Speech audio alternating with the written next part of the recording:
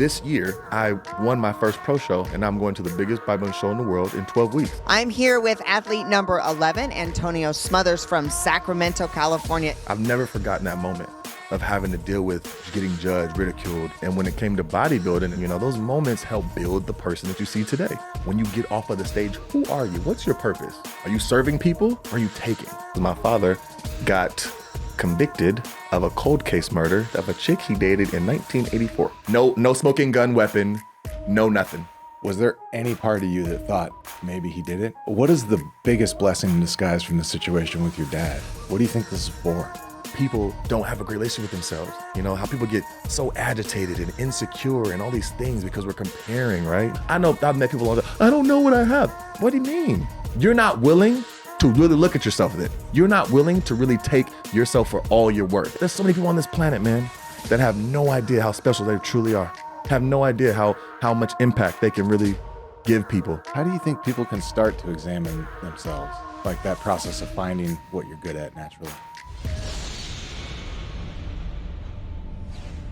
I'm glad this happened and so quick, dude. I respect your willingness, and you're like, hey, let's do it, and here we are. And absolutely. I remember you were just like, yeah, I got stuff to say, you know. So I appreciate that, dude. Yes, so let him get. He talks to me about it. I'm tired of it. Yeah, dude, that's what my wife said. She's like, you need a podcast just so I don't have to hear it anymore. That's so funny. Is that how it came about, by the way? No, so it came. Long story short. She's good now, but my daughter got cancer at 10, and it was like, not that one, the older one. She's cuts it around somewhere. She's clear now, a couple operations, but there was a short period in that time for like 5 days where we thought she wasn't going to make it, and we're just out town walking around, like doing our thing, and nobody has any idea. We're smiling, and my wife and I got home, and we're like, dude, how many people are carrying around stuff like this? Ooh. That we don't ever get to hear from that would give other people hope and blow their minds. So she just goes, you're going to start a podcast. It's called Vibe with Humanity. I'm like, wait, what? Yeah. She just like she has that wherever ideas come from, she's got that gift. That's good. Like she can just sit down. It is. I believe that now. Yes. I think that there's a collective consciousness. We're all connected. And I think there's a couple ways to access it. Holy Spirit or everything else. And I did everything else for the years. It's confusing. You never feel like you have firm direction, solid footing. And now I realize I'm actually not the guy to get ideas. My brain's too loud. I can't sift through them. I'm the workhorse. So my wife just tells me what the next move is. I'm like, all right, cool. You know, there's a picture I have in my house, and I just kept it for years. It's, you know, one of those ones you just get from like TJ Maxx, you know, the ones that you put in your bathroom or something. Yes. But it's one of the most powerful ones I have because it's creativity is magic. Creativity, that is not what I thought. So you know my brother, Miles. Yeah. Mm-hmm. So he's into content creation and just always slamming out new ideas. And I'm like, what are these people doing? How are they just constantly thinking of this stuff? Well, I don't think they are. I think it's being gifted, 100%. You know? And it's from one of two sources, Holy Spirit or everything else. That's where I'm at. Like we're talking about, you have your inspirations, right? You have the things that you're watching and learning from, and then you have to know yourself, like know thyself. Yeah. You know? And so when it comes to, if you know what your gifts are and you know what you bring to the table and you know what's going to be, like, I think what Robert Greene would always say, it's always good to also know what people see on the other side. People, we're always so focused on what we see and everyone else. What about, have you ever reversed it and thought, what are they seeing when they look at me? When they look at my Instagram, what are they getting? They say the top 3 rows, they're gonna get a collective idea of who you are. In just those 9 slides, those 9 posts. Oh, okay. Those 3 rows are gonna determine what they think about who you are. Like pinning them and stuff? Mm-hmm. Those first 3 rows you have. Okay. That's all they need. Okay, that's who they are. Oh wow! Quick, right? That's crazy, right? So it's kind of like, so I always let my lady know, and I always am very conscious of what are they seeing in me, and it helps me because it actually gives me, it's an open book test, because like, okay, you look at me, you go like black, buff. He's probably a douche, right? You know what I'm saying? Like, he probably ain't, he probably annoying, whatever you're thinking. And so I'll use that against you and be like, I used to have these shoes, Michael Vick shoes, and on the inside of the flap of the strap, it said, be unexpected. And I took that to heart. I was like, always be unexpected. Be more than what they see and what they think. So I'm using it against you. When you look at me, you're like, you're summing me up. I can tell like in an eye, like, oh, you're, yeah. I know how to talk to you. Yeah, you start dropping words, they're like, oh my goodness, you start prognosticating. Oh, he's smart. Yeah. What's your favorite way to like give people the unexpected? What's big words? Being funny. What is it? Funny. Being funny. Yeah. That is lighthearted. Oh Joy. yeah, I like that. I think humor. Whenever people ask a question, sometimes icebreakers like, so like, if you had a superpower, what would it be? Right? Mine would be my superpower would be to be able to make everyone laugh, because I think laughter is a cure for healing. Right? For sure, dude. Serotonin, dopamine, oxytocin, like it has a physical effect. Yes. And then like, you ever watch someone lose control of themselves in laughter? Of course. You don't even know what it is. You laugh. Right. You don't know them. You're trying to suppress it. Exactly. And something about that awesome. infectious laugh. Mm-hmm. Oh my gosh. The infectious laugh. I can't stand an infectious laugh because I have to start laughing. I'm like, stop laughing because it's such a good laugh. Oh my goodness. So dude, what do you do now? Your profile's sick, by the way, dude. Thanks, you compete in bodybuilding, clearly. Yeah. You part of what do you do? Yeah. Now it's personal training, and then personal training more so online. I still do in person, but more so online. And then also me and my dad been doing property real estate management for a while. So nice. He kind of raised me in that business. And so since I was in high school, I've been actually more like junior high, but when people have summers, we're going to go to the pool, the lake, right? I'm painting houses. Yeah, cool. I'm going to go great. fix plumbing. Sounds awesome. Then football was starting. You're like, all right, well, that was a great summer. But, but now it's just that. It's really property real estate management, posing, coaching. I do coaching with people as far as their diets, and then of course lifting. That's my number one. I really love training because I think there's so much science behind it, and to watch the body be under certain types of stress. There's so many different type of ways you can manipulate the workout. I just love that. Must be interesting to see like people's mental grit too. Like some people are like, oh, you're going to try again? You can't, but you're going to go for it. Yes. Other people are like, dude, you got 5 more and you sit down, Absolutely. And how, right? Just like in life, when you hit that wall, is your body able to still go, or is your mind telling you can't? And I love that, right? There's a guy named Dorian Yates, one of the greatest Bibles of all time, and he says, I would pretend like there was someone with a gun put at my family, and if I don't get these last reps, exactly, intense, right? Intense. But everyone has a different level. But that was his. He's like, if I'm up against it, and I used to joke with my clients. I say, if I'm like, okay, go for 2 more, right? And like, I can't. I said, I got $1,000 in cash in front of you. Yep. Bet you could do those 2 reps, huh? Yep. So it's like little things like that to just make people realize that they can go much further than obviously they think they can. They can. So I love doing that though. So training. Dude, so I didn't know much about you in high school. What was your childhood like? Where are you from? For the majority of my youth and beginning, moving around all through NorCal. Started born in Vallejo, went to Oakland. My father and I were moving around because my father, me too. My mother, my father, and I were all in a car accident. I flew from the vehicle 8 months old onto the freeway.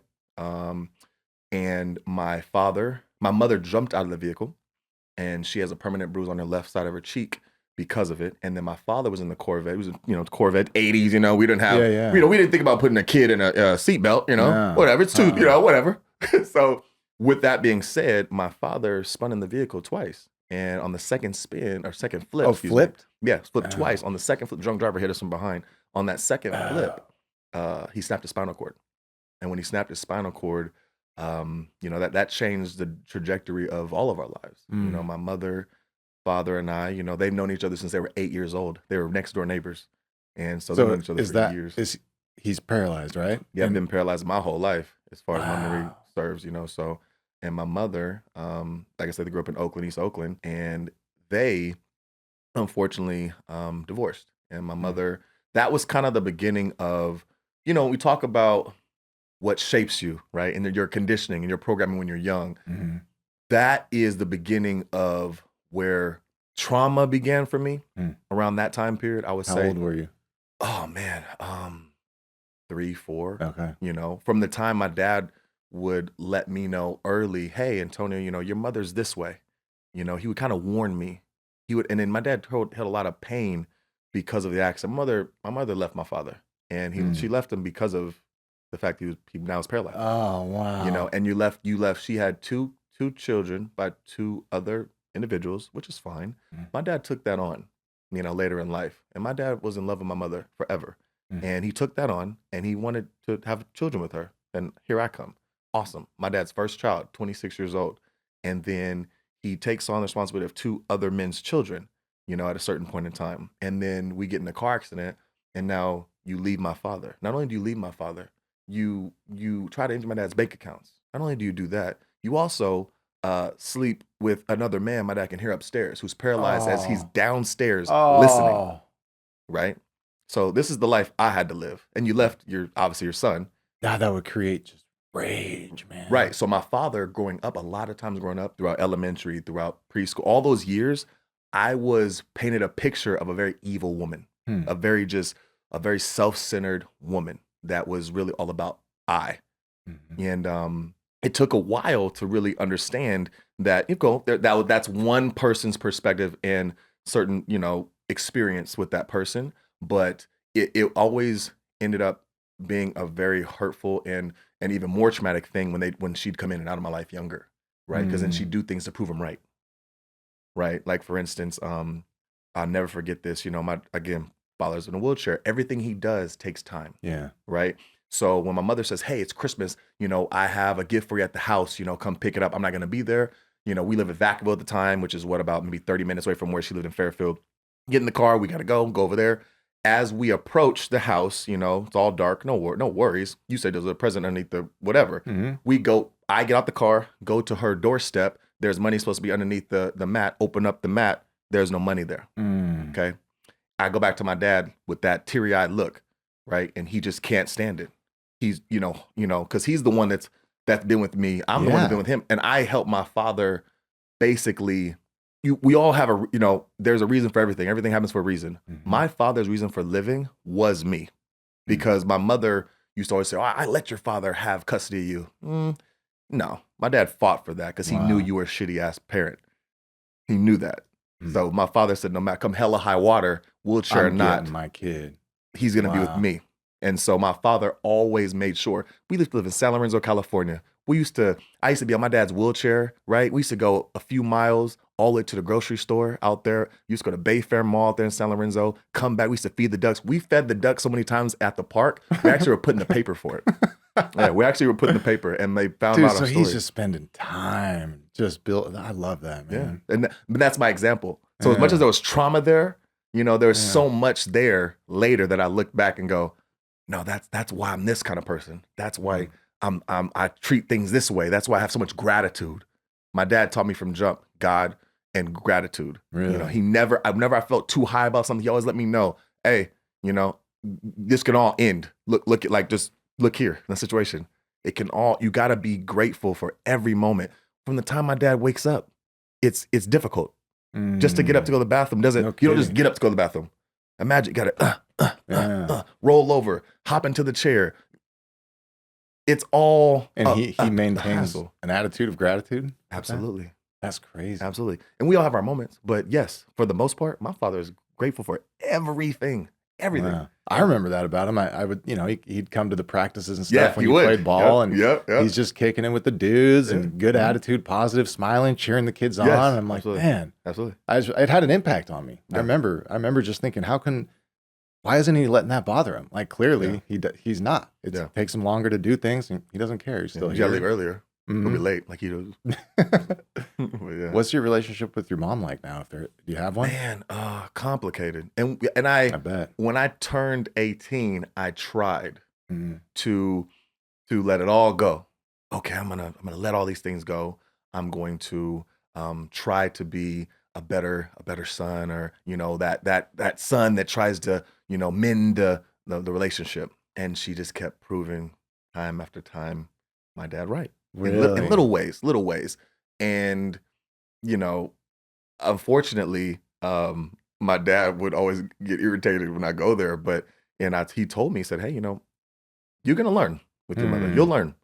I'm like, oh, no, it'll be fine. I'm older now, right? Yeah. Like 18. I'm older now. I know. Yeah, right? 18's old. Right. Crazy how that feels it just, it's, once I got a car, I would go visit her sometimes. And we had a, what seemed like a decent relationship. But even when I was younger, Trevor, throughout my childhood growing up, And then when I did get older, I started evolving as an adult. I was always my mother. Out of the 3 children, my mother exploited me. I was the son by the husband that she had the most success with, the husband who had the most success. He's the son that has the most promise and potential. So every time and took credit for that. My mom would have parties, and I was the child that was exploited all the time. I was always on display. So from a young age, we tend to, God breeds us and breds us and conditions us for things later in life. Mine was always having eyes on me, being able to be judged, be stereotyped. All these things started real young for me. With just having, from the time 8 months old, we have a story about us. My life started with drama. It started with people knowing the inside workings of my life. You know what I mean? It's something that my mother would do so much that it shied me away from when I come over there sometimes, because I know it's gonna be put on display.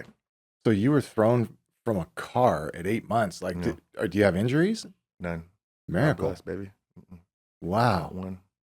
How far from the car? Do you know? Do you guys have details like that? That I don't know how far. Well, I know that's from the time of the 8 months. Rear. What's it called? We got hit from, obviously, in the back from the rear. We were rear-ended, and I know I flew onto the shoulder, so far enough. Far enough, Wow. Yeah, man. He's got plans for you, huh? This is wild. That's so crazy. Like I said, he remind me all the time. You're built for more. You're here for more. So, was there ever a time that you thought maybe my dad's not right about my mom? Did that motivate of course. you? Yeah. I'm a child. I'm a kid. Yeah. No, you're not right about this, and I'll find out on my own. And again, what's funny about life is that until you bump your own head and figure it out for yourself, you'll never know. True. Right? So I had to learn on my own. Yeah. So that's exactly what happened, and I'm happy it did. I mean, now. We had the best 3 years. I could tell you about that as well, but we had a good connection for 3 years. When you were 18 and you went back? No. Actually, during COVID, from 2018 to 2021, because my father got convicted of a cold case murder of a chick he dated in 1984, and they took my anchor from me. Yeah. Contra Costa County. You messed up, and you messed up when you took my dad. Because that's why he's out now, right? Yeah. Oh, really? Oh, yeah. Yeah. Got life. Yeah. Whoa. Yeah. Yeah. They took him from me. Dude. Imagine being at the Olympia, our biggest bodybuilder show. Imagine 2016. I'm at the Olympia. My dad and I are on the phone. Thursday before the event, the expo and everything takes place on a Friday, because they do Friday, Saturday. It was the night before. Hey, how you doing? How you been? Oh, I'm good, Antonio. I'm good. Whatever. The expo starts tomorrow. Okay, well, I love you. I'm out in Vegas. He's back at home. All right, I'll talk to you, next week when I get back. All right, cool, Dad. No problem, right? No. I see him the next week. You know what he tells me? Yeah, I got arrested last week. You didn't call me? You didn't tell me? Why'd you get arrested? Oh, because they were taking blood samples from me periodically for about 10 years. Because what happens when they get a new DA in office, the new DA wants to try to get a name for himself. So they try to go to cold case files and try to bring him back and try to solve old mysteries, right? Okay. So that's what they did. They went to my parents' house, and my stepmom, wouldn't hurt a fly. Put her in an arm bar, like my dad was Escobar or something like that. Like he was El Chapo. Put my stepmom in an arm bar. My dad's in the room hearing my stepmom crying for help. Okay. They gotta wait again in the wheelchair, gotta wait for my dad. My dad's like, what you gonna do? I can't get up because you said so. Yeah. So got to take him out. Had to put him in an ambulance truck to take him to Placer County Jail. I didn't know none of this. None of this. From that moment on, we're pretty much in trial. We had to do 2 of them, but we had to endure some very how would I say this, troubling accusations. Damn. From the prosecution. We had to endure a guy that lived in my dad's neighborhood that made claims that my dad tried to hire him. No evidence of that. Remember, this is from 1984, right? This lady my dad dated didn't work out. Unfortunately, this lady. What happened? This lady lived in Richmond, California. Not the best neighborhood in the world. Right. She had 5 kids. She was found on top of her bed, bloody, with 30-something stabbings. Wow. And her youngest child at the time was a baby. was underneath the bed crying. My dad's DNA, separate in the bathroom, faded DNA prints in like the sink and on like a towel or something was there. And so we're gonna use that and say we're gonna make a whole story of that. No smoking gun weapon, no nothing. Wow. Nothing. No. How were they planning to link bathroom DNA to you? Okay. Oh, you know what it's called? Yeah. Conspiracy. That's all we had. Conspiracy. You're a mastermind. But here's the other best part about that. My dad's got no speeding ticket to his name, parking ticket, never drank or never smoked a day in his life. Boy Scout. But he stabbed someone 30 times. That's crazy. Or had someone else do it. Yeah. Wow, man. So yeah. So we had to go through that. How long did that trial go on for? Two of them. We went. The second one was the appeal, which is awesome. But we had to go, and during this whole time, I'm bodybuilding to numb the pain. Yeah. Because I couldn't endure that. I had to do something to make me feel positive. And so during the beginning stages of, or beginning months of 2018, the trial was about close. It started fall because we had to do a expedited testimony because some guy lied and said that stage 4 lung cancer is still alive to this day.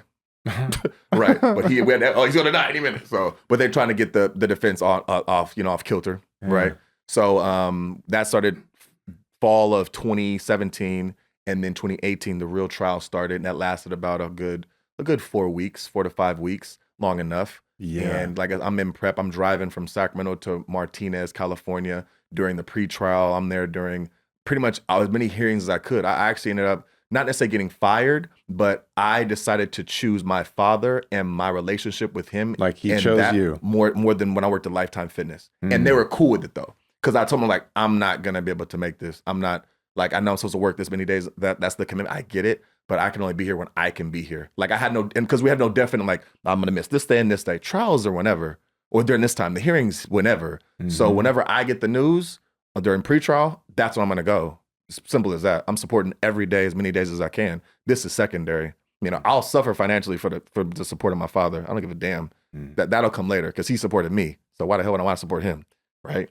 So during that time, it was tough, man. I guess I'm trying to be on prep, trying to focus on this, but it's the one way I was able to channel and compartmentalize, right? Weightlifting. And I think that's what people, you know, we have to find what can we do to still stay productive. That's not drugs and alcohol. That's not just, what's your vice? Yeah, a good vice that can help you, not hurt you. And that was mine. That was mine during that time, man. And it was tough because when they, you know, I feel for the family and everything they had to go through because they had to, you know, they had to see some pictures of and hear things about their mother, you know, and that's not cool. But at the same time, you know, this is my father too. You know, this person that raised me, my anchor. And you guys are pointing a finger. And unfortunately, when I heard them on the stand, you're making some really bold claims, you know, some very blasphemous marks about my father and things that he did to you and all these things. But there's no actual facts of this. It's you're just damaging this man on the stand. Connecting dots that aren't there. Basically. You see what I'm saying? And I gotta hear this. And then the worst part, Trevor, is I would say the worst part though is at this time, this was 2018, I am 30 years old. And first time I ever had a panic attack. And how I had a panic attack was, you know what's funny? I'm sorry, but I thought panic attacks were for white people. I didn't think it was black people. I was like, look, panic attacks, that's a white thing. What is a panic attack? That's for Steven. Look, right. Walking out the house is a panic attack being black. Like, this is where it is. I'm like, panic attack, right? What is that? And so when we got the verdict, right? And this was the first trial, guilty verdict, right? Yes. We got that had to come in. And I'll never forget when they said guilty. Never forget that feeling, you know, because it's the culmination of everything you've ever dealt. It just, you know, it all just comes to you, you know, full speed ahead, lightning speed of everything you've ever had with this person. And then their backs to you. So I can't even see my dad's fucking face. All I can see is your posture, your head down, you know, the body language. I'm just looking at that shit. And I'm hearing the judge have to read off, or they have to read off the verdict, and the judge having to tell my dad, you don't, everything's a blur after that. All you hear is guilty, right, of conspiracy and life or whatever, or what he could potentially be getting for sentencing, which is a whole nother story. And as we're doing that, I never forget, we walk out, my stepmom, my auntie, my uncle, both my uncles, we walk out of the courtroom, and I'm just sitting there, just like this with them, respectfully around them, but I don't want to be around anybody. Yeah. But we're there, trying to collectively come together, and we're talking, and I'm just kind of looking around. Okay. All right, guys, and we love you, and we'll, trying to miss whatever the next step is. My mind just like, get me the fuck out of here. Yeah. I don't want to be around any of you, none of you, don't touch me, don't look at me. I don't want to be here, right? And from the courthouse steps out to where my car was about, I'd say maybe 2 football fields away, not very far. And so I'm walking, and as I get closer to my car, I would say now I'm within like 30 feet. I can't breathe. Looking around. What? Then it dawns on me. What does it feel like? Does it feel like something's preventing your lungs from opening? That feeling. Like a physical? Yep. Yes. Okay. But then the anxiety, right? Of everything just came full circle. It all start rushing. The fact that now it's dawning on me, this is really happening. You're not gonna be able to just call him whenever you want now. You're not gonna be able to just go over to the house now. You're not just gonna be able to get, an opportunity to share moments whenever you want to now. It's now going to be phone calls saying, this is the Correctional Institute of Stockton, California. Right. And then having to have these punk ass bitch on the damn recording interrupted for like a whole 30 to a minute long. And you only had 15 seconds, and they interrupt the damn thing like 3 times. Like, that's 3 precious minutes that I just lost because you want to keep telling people that we're on a phone call from correctional health facility. Oh, and it lasts 15 seconds. Oh, wow. Like, the fuck? Like, why? We know who we're calling, so that was it. I had the panic attack for the first time ever in my life at 30 years old, and that was why. And so what happened? Did you make it to your car? And I got to the car, and I had it in the car, and we're flustered, we're flustered, and it hit me like a ton of bricks, literally. It hit me like a ton of bricks, man. And that was the beginning of my, I would say, and by the way, just a year before that, I get divorced. So I'm going through the last phases of divorce. Grandfather passes away in May of 2018. My dad hits me 3 days before. Hey, talk to your grandfather. They haven't talked to him in a while. Okay, Dad. 3 days later, he dies. Wow. Like intuition or something. Then right after that, then Dad gets into the legal troubles, and now we're dealing with that all 2018. And he was in the hospital 2017. 2018 was a shitty year for him. That's but here's where it's crazy. Here's where things get interesting. We not only have to deal with that, now it's obviously the years later. We're thinking life. But you know what's funny, Trevor? God, right? God. Panic attack, anxiety, hits, all that. I just had this funny fucking feeling. And I'm cussing because it's so passionate. Yeah. I had a feeling. I was like, that ain't gonna stick. Oh. Why? Goosebumps. You know why? Because I'm like, I know who my father is.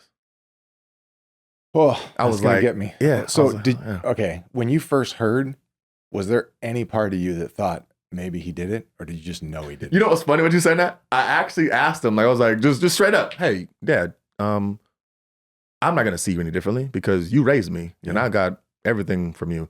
So what's up? Is there any validity to this? No, son.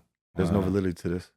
They're smearing. They're smearing my name. And how was he acting? Was he calm and like faithful and trying to be stoic? Very distraught, very hurt. Yeah. Lost. I mean, he may not want me to say this, but he was at home, and it was a Wednesday, and I got a call from him at 3:30 p.m. and I get a call from him, and he's tired, and he sounds like he's out of breath. Hey, you okay? I need you to come here right now. I need your help. I fell. And that's happened before, but that's who wants to hear that as a child, right? Sure. But that was normal. Okay, shit, I'm on my way. I'm at the gym. I'm on my way. No problem. Rush over to the house. Open the garage. My father, mind you, that he's out of his wheelchair. Mm-hmm. When I open up the garage, he's sitting there, laid back, drenched. I'm thinking sweat, right? Yeah. Phone's next to him. Now the phone in the garage, which is the one he grabbed, which is there's 2-car garage. It's on the other side. So you had to crawl just to go get that phone, drop it down to call me. Then you had to crawl all the way back to sit up on that cabinet. Just take that in first. I open it up. You're drenched. You're exhausted. What the hell happened? Look at my wheelchair. Please. Okay. Open the door. Right when you open the garage door, it's the door to the backyard. Oh. His wheelchair's right next to the pool. Oh. Yeah. You know, right before this happened, he got the news that it was a quick verdict. They came to their conclusion very fast. And most of the time, right, when you get a quick one, Yeah, that's not good. So I looked at the pool, wheelchair, father wet. Pool, wheelchair, father wet. No. To this day, never asked him about it. Wow. There's no need to ask about that. You know what that was. You know what that was. I don't got to ask about that. I don't got to ask about that. That's he had to have gotten himself out. Right? Yeah, you don't need to ask about that. No. I feel you. You were you had a moment. Mm-hmm. You had a moment. We all have them. But you really had a moment. Yeah. And whatever happened in that moment, with you and God, you got out. Thank God for that. You got out and you were able to live, and look what happened. And you ended up enduring 3 years. And then, we got the appeal, and then we were able to get out. But what's funny, go ahead, I'm sorry. No, keep going. What's funny is that during the time he was in was 2020. And what I tell him, and I joke about this now with him, I joke about him in prison, right? And I'm like, you know what's funny, buddy? Is that he has a very low immune system because of the injury. Now you're in prison, which means you're isolated from everybody. Yeah. And my father is so damn hard-headed. He would never have listened. When they said, stay inside, he would never have listened. He would have went out in the streets. Blessing in disguise. God set your ass over there in Stockton on purpose while the world was having to deal with COVID. Wow. So by the time you got back out, October 2021, on October 27th, you were good to go. Yeah, the worst of it's over. Dang. That's how I look at it. What did the appeal process look like? How did it end where they're like, dude, you didn't do it. You can go. Him and That's so crazy. Him and 5 other people had wrongful act, like things wrong with their cases. Yeah. Right. And wrongful convictions. Business. Yep. And our first lawyer, you bet the house on the first lawyer. Yeah. And he fumbled. And then we had to go and get the second lawyer, and but when I told you my dad's as clean as a whistle, they didn't put my dad on the stand. If you could put OJ on the stand, you could put my father on the stand. Right. He made the choice to not put my father on the stand in the first trial, so to the jury, he looks guilty. Yeah. You should have put him on the stand For sure. And that is something that I think was a huge mistake. And just a quick backtrack. I hope people, and I know they deal with this and they go through it, but you have to understand the love and how much you appreciate a parent sometimes you don't realize until maybe they're dead and gone, or you see them ailing, in a bedridden or something. Mine was that. Of course. More so because when they're doing the sentencing day, of course, like a movie, right? You have everyone comes on their behalf to try to speak kind things, to try to be lenient on the sentence, right, to the judge. And I'm the last one. Of course, I want to be late because I don't want to be there. I don't want to be there, right? I walk in last. My stepmom went. I think someone else tried to, said something, my auntie, my uncle. And I'm last. They had notes. I don't need no fucking notes. I know who that man is. I don't need no fucking notes about how to talk about him at all. There's no notes needed. Dude, thank God you're your strength is unbelievable. I'd be losing it right now if I wasn't locked in with you. You're carrying me through this, dude. Well, it's just you again, man. But the worst part about that is having to talk to a judge who's a stranger about a man that has done everything for you, and his back's to you. His back's to you. You can't even turn around. He can't even see you. You can't even see him. But I know how many times when I was saying stuff, what was hitting him because I kept seeing this. I kept seeing this. I kept just, right? I could feel it. We're connected. That's my father. We're connected. I'm a damn spitting image of him, Yeah. And so when I'm speaking about this man and everything he's done for me, how amazing he is, and the judge still says fucking 25 to life, but you know why he had to say 25 to life? Because we're going by the letter of the law in the 80s. Oh. Nothing he could do. Oh. That's not even. Yeah. He had to say, he said, look, I have to go by the time of when the crime was. What do you do? Right?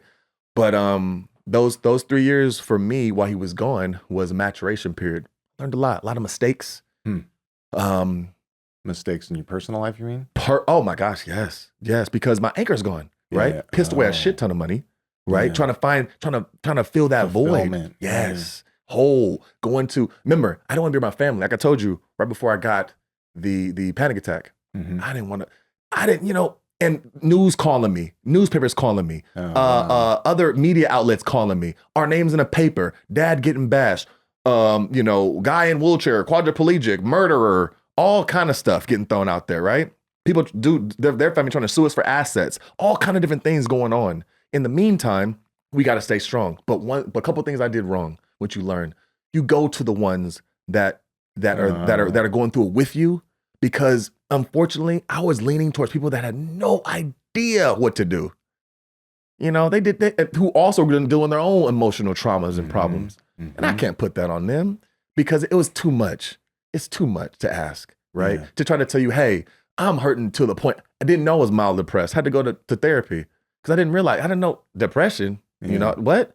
I was mildly depressed. Didn't even realize it, and all these different things that happen along the way, mistakes that you make that you don't see in the moment because you're in it. You're deep in it, right? Like I said, trying to fill void with women, with clothes. Boy, I got so many damn clothes now from then. I spent more money during then of clothes. I'm like, I don't need nothing else for like at least another 3 years. Seriously. But it's like, I look back and I'm like, what was I doing? Oh, I was filling a void. Voids, many of them, trying to find it through women or, that love. That wasn't real love on my end. Maybe theirs wasn't mine, because I was hurting, right? I was hurting, and I was asking a lot from people that couldn't fulfill what I needed. I needed to do that within myself. And then that call to God, like you're talking about, that we're talking about, that was a big deal for me, When was that in the process? Always been a child of God, but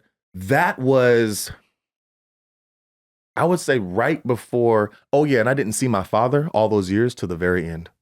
I couldn't get and this is why I bring this up, God, right? Everything happens. 2018, or when he finally got in, from 2018 to 2019, rejected. Why? Didn't fill my paperwork out right.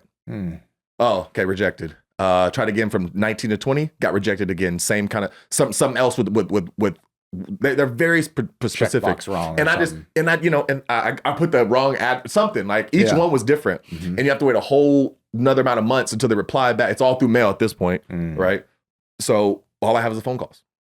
I was the last person to see him during visits because COVID hit. So in 2020, on March 8th, I was the last, 12 days before my birthday, I'm the last person to see my father, right? Until obviously he was out.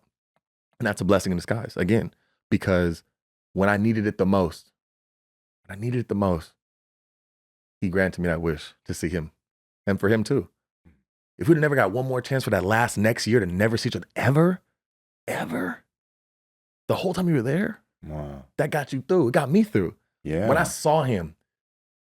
What was that like? Everything. Yeah. Everything. hurt, but it was everything because I just spent 2.5 years just in just chaos. Yeah. Chaos. Just complete chaos. Did well bodybuilding sometimes because I was so focused and I was mad. Yeah. Right. So I channeled it and went that way. Mm-hmm. But then I was also struggling very much. Right.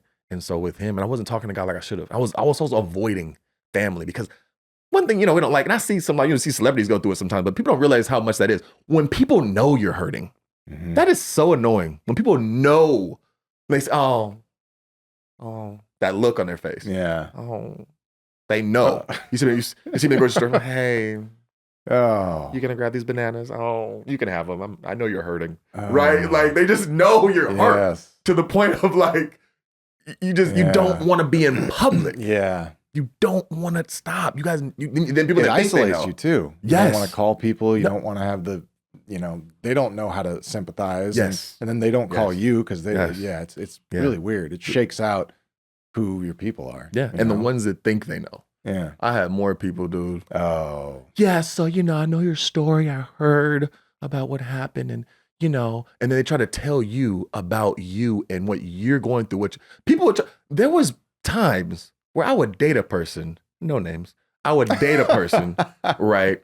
And have the audacity to try to tell me, not ask me, tell me what they thought they knew about my life, what they heard, and try to dictate and tell me my story. Yeah, so I know your thing with your mom over here is going. Actually, it's completely false. I'm like, yeah, no. But imagine that. But you got to keep it cool. Like, that'd be I want to cuss you out, but I can't. Yeah. So it was a very notable event that people had access to information to. So then they felt like they knew you through the worst thing you've ever gone through. That's a really weird position. Mm-hmm. So you mentioned a calling to God at that time. So you had always been kind of religious, but was there a moment where you're like, okay, whoa, I hear you, or I really need you, and really reached out? Is that what you mean? Yeah, 100%. I mean, between that and then there was some moments, man, were just embarrassing moments where when you act out of ways that you were raised not to be, the kind of man I was raised to be and who I was becoming during that time period, I lost myself. And tremendously, and I'm not afraid to admit that. Yeah. Some acts I did out there, it set me up for that good old social media bash. Yeah, right? okay. Oh yeah, gotta love those. Thank you, social media. Thank you. Hey, Genesis chapter 50, verse 20. Even though the evil that you brought was meant against me, God made it happen to be good for me.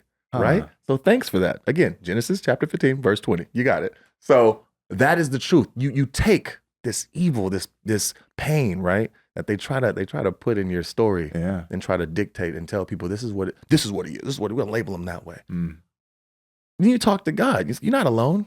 You're not gonna endure it alone because you don't have to.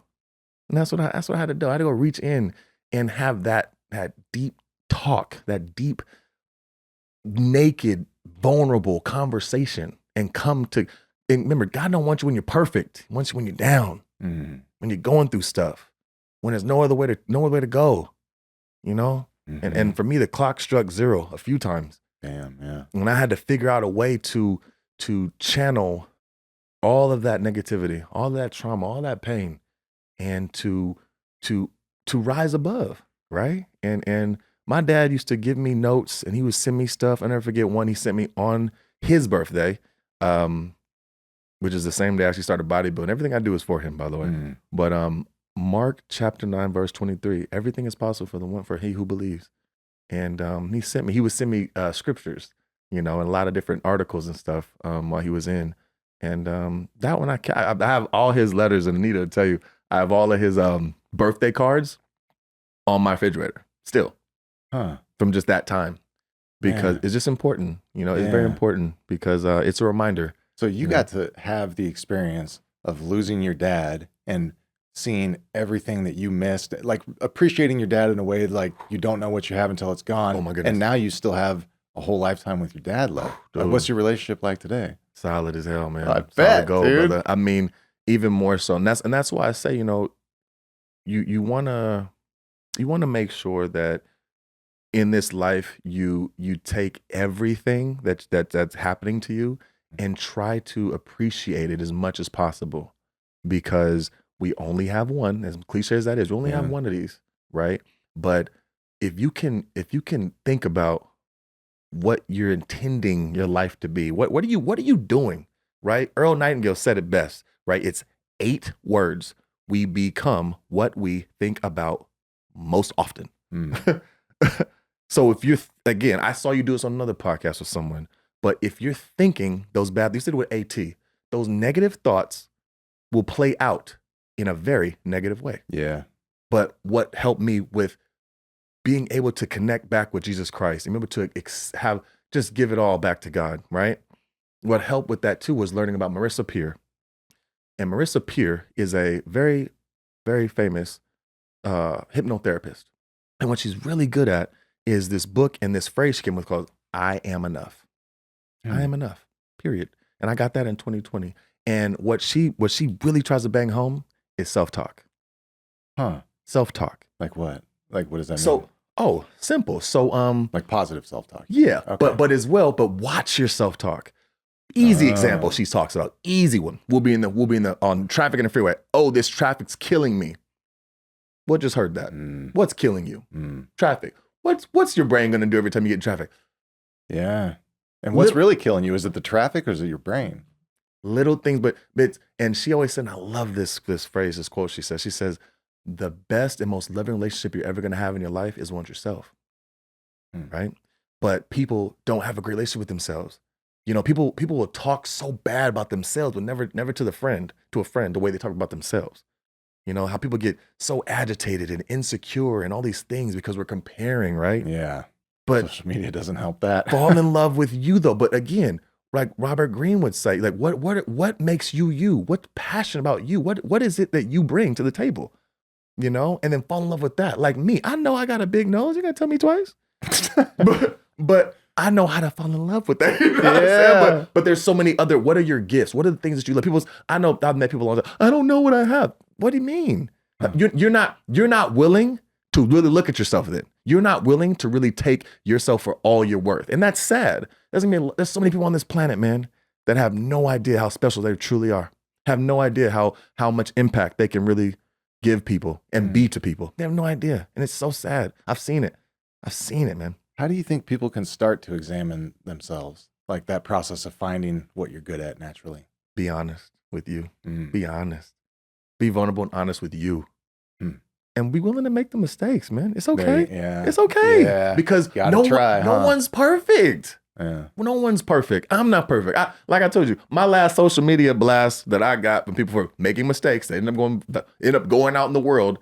You would think it would have crushed me. I think it would have crushed me, man.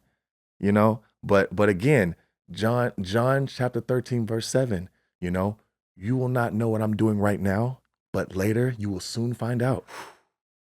God was doing all this stuff. Dude, what do you think? Purpose. Like what is the biggest blessing in disguise from the situation with your dad? What do you think this is for? For this, telling that story, living it out. You know, he wrote it, and I was actually talking to Anita about this before we came in. I was like, you know, he wrote it in the card to continue to share our story, continue to share your gifts, continue to share what we've been through. And that has been the best thing, is making an impact, right, with it. Because again, like we always say, you know, you, me, everyone else who wants to be someone who impacts. Taro, right? You want to impact people and to share. One of my biggest beliefs, and one of the things that I drive home for myself is I want to serve my way to success. You know, and that is my thing. I've never heard that. That's awesome. Yeah, and I think, well, because remember, if we serve my way to success. Yeah, because that's sick. Dude, talk about taking notes. Well, is that not what we're doing at the end of the day, right? Is that not what we're doing? We're serving, right? We're serving in one way or another. It's either way. We're doing it in one way or another. And the more people you can, right? Just like with business, right? If you could take this product, right? Yeah. You know, the more people it serves, the more successful you'll be, right? I have this. I think it's very simple, a simple way to look at it, and that's how I've been able to do it. I said I just want to serve my way to success.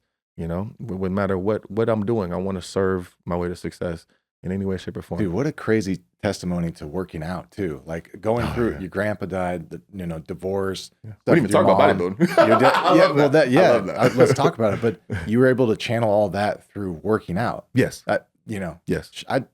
Not addictions and stuff like that. That's really, really cool. I mean, that's a tried and true method then. That's, tell me about bodybuilding. Bodybuilding started because I strayed away from high school into college because the focus, right? So the focus wasn't there to go that way. It's funny. Every time I did focus, I saw success. When I didn't, horrible. So it's just, I felt like I failed, right? My father, I didn't graduate high school with everybody. I didn't know that. Yeah. And and again, God prepares you through the things that hurt you or the things that happen to you that you just never forget. Oh, that hurt. I don't never want to have to deal with that again, right? But it conditions you. I'll never forget because I didn't walk. Here I am. You remember how they used to do when they get ready for graduation? You do the walk and you prepare, right? Yeah. This is 2 days before, right? My ass is running to my English teacher's class. About to go in the foyer to turn the corner to go to her class to go like, hey, can I still? Grades are in, bro. You ain't passing. Grades are in, right? So as I'm turning the corner, right, I see every single senior in my class staring at me because they're all getting lined up to practice. Dang it. Every single senior, all of them. I am naked. I am afraid, and I say that only because, there's nowhere to hide, man.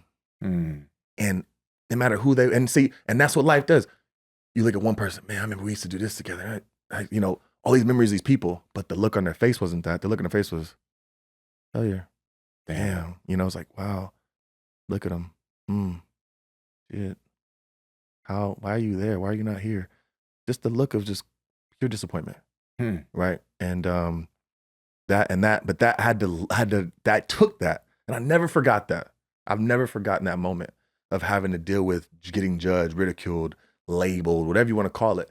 And I took that with me for the rest of my life. But those moments help later on. Those moments help build the person that you see today. Yeah. And when it came to bodybuilding and that world's hilarious. But that world that bodybuilding is and what comes with it, a lot of people are so focused on the exterior. Yeah. And a lot of people aren't as strong on the inside as they should be. And unfortunately, they don't know who they are. They don't know who they are. They are trying to build an identity through these muscles. They're trying to mimic someone else they see online as well. A lot of them do not know who they are as a person without it. When you get off of the stage, who are you? What's your purpose in this life? What do you do? What are you doing? What are you giving back? Like, are you serving people or are you taking? Right? No matter what level. There's plenty of people out there on different tiers and they don't Damn, know. That's a gut check, dude. Are you serving or are you taking? Simple. But in our world of bodybuilding, what they can take, right? Give me a sponsorship. Give me first place. I've done this. Give me. Right? It's all about the gimme in this. In that industry, it's a lot more of that than there is of serving. Me, meanwhile, I put on one of the biggest seminars I ever had in all of Sacramento a few years ago. Right? Served. Right? Posing seminars a few years ago. Served. A lot of these things I did to serve people until those same people shitted on me online. No, I don't do those seminars anymore. but I will be coming back and doing them because Trevor, I can't stay away. Yeah. I have to because it's part of my DNA. But now we have bigger and better things and ventures we're doing to help the masses. I'll never stay away from it because it's part of me. It's part of my DNA. Yeah, man. Can't leave it alone. Were you always this strong, like internally? Like I feel I've done a lot of these interviews. I've heard people talk that you are very, very strong. Or did you build that? Of course, it was built. I mean, it took so a you lot. Think anybody can build it too? I think anybody can build it if they do the habits and practice, right? Like with bodybuilding. Like this year, I've been a pro since 2016, man. I've reached the pinnacle of it. When you lock in and you keep practicing those habits of life, you will get to where you want to go. But it may not happen right away. So a lot of people lose faith. Yeah. They don't want to stay. Name of the game is consistency and being persistent. Just like Napoleon Hill said, persistence is like carbon is to steel. If you don't stay persistent, you ain't getting nowhere. Persistence to success is just like carbon to steel. You have to have it. And if you don't want to be consistent, you don't want to keep practicing those habits, you'll never get there. It's not happening. So you have to stay consistent and persistent with it. As many times as I've looked up and been like, man, my abs ain't really there yet, but I'm gonna keep eating this clean meal, right? And then one day, bam, they're there. So it's a continuing process, right? Discipline too. You have to be. That takes discipline to be persistent. But again, where I found the culmination of all that to be was one of probably my favorite quote of all time is Bob Proctor. Oh man, see, yeah, that's my I guy. know this. I know that's this. my guy, and I think one of my favorite quotes of all time. And he says, "Environment is more important to success than the gifts you were given at birth." If your environment isn't right, LeBron wouldn't have been LeBron. Michael Jackson, Floyd Mayweather wouldn't be Floyd Mayweather. I wouldn't be me. You wouldn't be you if the environment wasn't right. No matter how good, because how many people we know that easy example, basketball players. Yeah. This guy was the best. He could jump off but the environment was shitty. So he never made it. All because of the environment. Environment matters so much. You want to stop doing certain things, get out of that environment. You had a couple guests on. One lady talked about she got out of an abusive marriage. Yeah. You got out your environment. And then what happened? She thrived. Yeah. Did she get it when she was in the marriage? No. When you got out the marriage, you changed your environment, which changed you. That's something that I was able to do. I've reminded myself of that so much. Like the woman that's in this room, hello, was a blessing from changing my environment. Just that alone, changing my environment, getting around different people, cleaning house, right? Yeah. Opening myself up to new and better things for my environment. And that's another thing. You got to eliminate, you got to, sometimes it's eliminate what? It's addition by subtraction sometimes. Like people or people, habits? Habits. How do you identify what needs to be eliminated? Okay. Easy. Oh man, I want to be a pro bodybuilder. Man, I keep eating bad food. Yeah. Okay. Well, maybe I gotta So start with the obvious stuff. Right. Dude, I think the biggest changes that have the biggest impact are the most obvious. Yes. I think if people are trying to, at least I can speak for myself. I love how you said that. Perfectionism and let's get down to the nitty details. And it's like, no, you can't do all that and then eat Cheetos. It's not going to work. Like, let's start with the obvious. Obvious stuff. And that's just, I think for what's been helping with us, like I told you a second, I've been pro for 9 years, never had a pro win. And I lost some faith along the way. Don't being strong. Yeah. Because you work so hard, you bust your ass. This isn't an easy sport. It's not easy by any means. And finally, this year, I won my first pro show, and I'm going to the biggest bodybuilding show in the world in 12 weeks. But why? Why is that? What did I do differently? Well, last year, I started removing a lot of things from my life. I had a problem letting go. Y'all got to let go too. Let go. You got to let go, let God. Let go. And now it's scary how much I don't care. Wow. I don't care. If it's not, it always works like that, dude. You just, you know what? Just take it, man. And then, you start getting traction. Right? Damn it. Addition by subtraction. Yeah. This person doesn't fit my they don't fit the direction I'm going. These things don't fit the person I'm trying to become. I listen to Earl Nightingale, 18-minute and 4-second video every single morning. Wow. Pay the price, right? You got to pay the price. One of the things they talk about the most is it's 6 steps to becoming successful. One of them on there is name the things and the type of person you want to be. If you want to be this kind of person, write it down. And then guess what step 6 is? Act on the person and become the person you want to be. Because we're all playing a role. We're all playing a role, right? When a criminal wants to be a criminal, guess what he does? He acts like a criminal. Yeah. When a preacher and a pastor wants to be a pastor, guess what he's doing? He's acting like a pastor. Even though he's not there yet, you mean? Yeah. Becoming. And that's why I tell we talk about all the time. I love this stage right now I'm in. I'm still becoming and I love it. I'll never stop becoming because I'm still becoming this thing, this entity, this person, this idea, and I'm loving it. I love every step of the way, man, because right now you have so many different things you could touch, different places you could impact, right? And you just You know, just like when you made this podcast, it's like you had this idea of what you wanted to be, what you want to be while doing it. Yeah. Now you're acting on it. Yeah. Like, come on. Wow. Yeah, dude. Dude, that's sick, man. Thank you for sharing all that. Absolutely. Any other stories or things you want to tell, things you want to leave the audience? Anything else on your mind? Well, I'll be really honest with you, man. The thing about it now is, like we were saying a minute ago, with just steps in life and with what's been going on, people that do not know me, I struggle like anybody else. And you have to find something that's a healthy vice, something that you can believe in, something that can help you get to the next step, right? Because we're all going to struggle at some point. Mine happens to be the Lord Jesus Christ. And with, like I said earlier, I'm never alone. Like we had a conversation with before with that. I talk to God all the time. I pray before every meal because you never know what's going to be your last one. I've had to deal with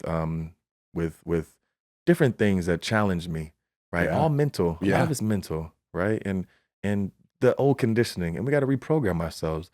And a lot of people, you can't be afraid to do the work. You're right. You gotta be. Don't be afraid of it, and don't be afraid of the new you. You know, you might lose again. The let go, let God. Just some people, unfortunately, guess what? That best friend you have, they might need to go. They might need to go. If you're telling me, kind of like a person who might be overweight, just this analogy real quick, and I got it from a comedian. He said this. It was so funny. He said, "You don't gotta be overweight your whole life. Your whole life. Don't you want to try to be skinny at least once? You never know. You might like it." You know, like, and he said, he's like, "You already know how it tastes. Stop eating that shit." But I think that was people. We stay stuck to certain people because we think we owe them something. Oh, they've been our friend for years and they've done this and this and this. And so, but what if that one decision, right? One decision changed your life. It's true. What if the person that you're attaching yourself to, that you're so committed to, is the one person that's holding you back? I've unfortunately been in relationships or even had friends for 10 years. How come as soon as they left, I started ascending? Yeah. And I was sad. Trevor, I didn't start becoming more successful and getting more wins in my life until after certain people were gone. And I saw it, and it made me sad. Yeah. I was always afraid to do it because I didn't want to lose them. But I knew it. And that's what's worse. I knew it. That, yeah. I was like, I don't want to lose. I didn't know who yet. I didn't want to say who, but I knew that there were people that needed to go in order for me to be successful. I'm like, I just don't know who. And I really don't know if I can make that choice. Yeah. But once I did, and you know what's funny? God did it for me. God, everyone has ever left, God did it for me. He had them remove themselves. I didn't have to make the hard choice. He did it for me. So, it made it easy, for me. But all these people, man, we all struggle with something, and you just gotta find your vice and find what helps you to get across, that goalpost and that get across that goal line. And for me, it's him, and being able to be honest with yourself and truthful with yourself, seek help if you need it, and understand you're not alone. There's so many people in this world. Trust me, you're not the only one. Trust me, you're not the only person in this world who's going through what you're going through. I promise. I promise you. That's crazy. Yeah, everyone thinks they're the only one dealing with it. Yeah. You're not. You're not. Yeah, and it doesn't mean the pain's less. It means that you can find hope and comfort and, consolement. I don't know if that's a word, but you know what I'm saying. I'm consolement. Yeah. We made it today. Yeah, we did make it today. So I appreciate that. And I appreciate your platform because it gives people like myself and everyone else I've seen on your podcast an impact to people who are watching. Dude. And you never know who's going to watch. Everywhere, dude. Everywhere. You brush shoulders in the parking lot with a miracle. You don't even know it. All right, Coffee Republic. Yeah, there you go. Dude, sick, man. Right on. I appreciate it. Good luck in the show, man. Thank you, brother. Yeah. Appreciate you. Thank you.